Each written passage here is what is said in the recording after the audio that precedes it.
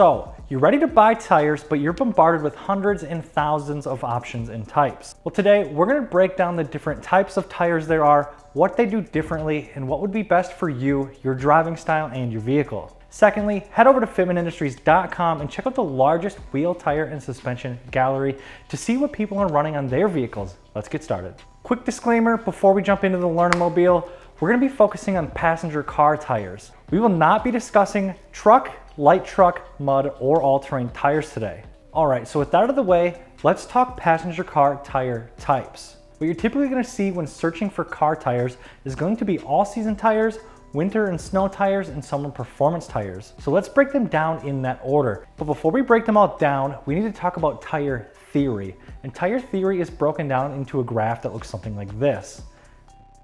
What this graph shows is that no single tire exceeds in all categories. It's all a give and a take. An all-season compound and tread design is average in all categories. A summer tire compound is going to excel at grip and performance, but lack in comfort, and it doesn't have the same lifespan as an all-season. While a snow tire's compound and tread design isn't great at much in warm weather, but it vastly excels in cold climate and snow grip at the expense of longevity. All right, so starting with the oh-so-famous all-season tire. All-season doesn't mean great performance in all-season, it means compromise. It means the designer compromised dry and wet traction for very marginal mobility in the snow. All-season tires are usually going to give you a fair combination of comfort, noise reduction, and longevity, so they can be a great choice for a daily driver that stacks on miles and goes on long road trips. All-season tires are going to be best suited for economy-oriented commuter vehicles that won't see any aggressive driving. Now let's take a look at the tread for a hot minute. Clearly, it's not very aggressive. It has a lot of siphoning and other various gaps between the tread blocks to reduce the rolling resistance, which increases the tire's lifespan and efficiency at the expense of grip and performance. Modern all-seasons can even lean towards a more performance-oriented all-season like this one, with wider tread blocks and less sipes to increase dry grip over a winter-oriented all-season with sipes implemented in the tread block to help with grip in light snow and slushy conditions. Either way, an all-season is never going to be particularly great at either, and with that, a common misconception is that you can or even should be driving on these tires all year round. And that is not the case if you experience a winter with temperatures below 45 degrees Fahrenheit or see more than a dusting of snow from time to time. An all-season tire is typically produced out of a compound that is meant to take advantage of medium to warm temperatures. That compound is what gives it its lifespan and wet handling characteristics. But a compound suited for warm conditions isn't meant for cold weather. A compound that can handle the summer heat hardens in the cold. And hard tires reduce cornering grip and stopping distance in emergency braking and lifespan. With that, siphoning meant for heavy rain and light slush does not handle moderate to heavy snow or slush efficiently. But Sean, I've used all seasons in the Midwest winter and I didn't even get stuck or crash. Well, you're still risking your safety and the safety of those around you, even if you practice safe driving habits. At highway speeds in icy conditions, the braking distance of a dedicated snow tire versus an all-season can be 20% better. And that's the difference between slamming into somebody's family-packed car and avoiding an accident. And since we're talking about snow tires already, let's just jump right into them. I'm gonna grab this one. Now, let me start by saying I used to be a non-believer in snow tires. I never had any major issues in some extreme winter weather, even with some performance-oriented all-seasons. But then I got a rear-wheel drive 1988 Volvo 740 Turbo station wagon with some sick 16-inch wheels. 16-inch snow tires were super cheap, so I decided to go ahead and try it out, and I was blown away with their predictability and awesome ability to stop on snow and ice. I've bought snow tires for everything I've owned since. Various front-wheel drive Volkswagens, a rear-wheel drive E55 AMG, which is what this wheel's actually off of, and a couple of my all-wheel drive Audi S4s.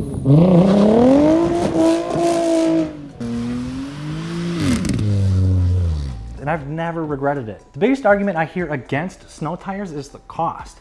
Now, not necessarily the cost of the snow tire itself, but that people don't want to quote unquote double the running cost of their vehicle by having two sets of tires. And to that I say you have the wrong mindset here. You're not doubling the cost of your tires, you're doubling the lifespan of them. Sure, you're gonna have a higher initial cost, but they're going to last twice as long. So at the end of the day, it's going to be about the same. And if the cost is about the same, it's essentially a free safety and performance upgrade, which is pretty cool. So what makes a snow tire a snow tire? Well, it's mostly the compound that the tire is made of. The compound used in a winter tire allows the tire to remain flexible in low temperature operations. And a tire that hardens, whether it's from age or low temperatures, is where you see the reduction of grip in all situations, even on a warm, dry, clean surface. Another thing to note here is that snow grips snow, and a winter tire has a much more aggressive tread pattern with deeper valleys and thousands of little slits called sipes, making for a squishier, less stable tire, but it gives you a bunch of biting edges to grab that snow and use it against itself in a way that benefits the user.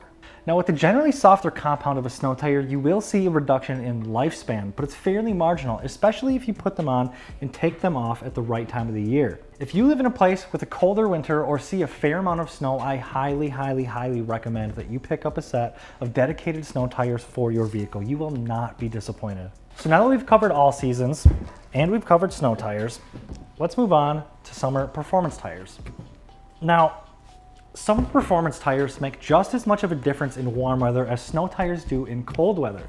A summer tire is made up of a softer, grippier rubber compound than an all-season for improved grip in warm weather. With that, summer tires usually have a more aggressive tread pattern to keep more rubber on the road too. While more surface area can marginally reduce lifespan, it dramatically improves the tire's dry and wet grip over an all-season, which not only means better performance from a handling and a grip perspective, but it also has a better stopping distance and a lot more predictability in an emergency situation as well. Safety first. However, the downside to some summer tires though is that you're potentially adding road noise depending on the tread pattern. And then on an ultra high performance summer tire, a stiffer sidewall will make for a harsher ride. So what have we learned? We learned that an all-season can handle most weather enough to get you by, but it's typically designed to just be quiet, offer a softer ride, and have a longer lifespan at the expense of being exceptionally good at anything. A winter tire excels in cold weather and snowy conditions, sacrificing handling characteristics and longevity, and obviously it requires you to change your tires every year.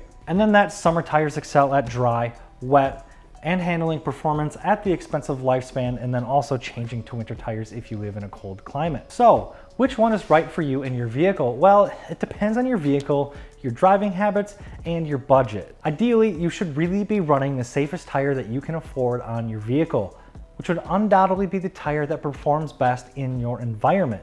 So if your environment is warm, a summer tire or a sport-oriented tire is going to be your best choice.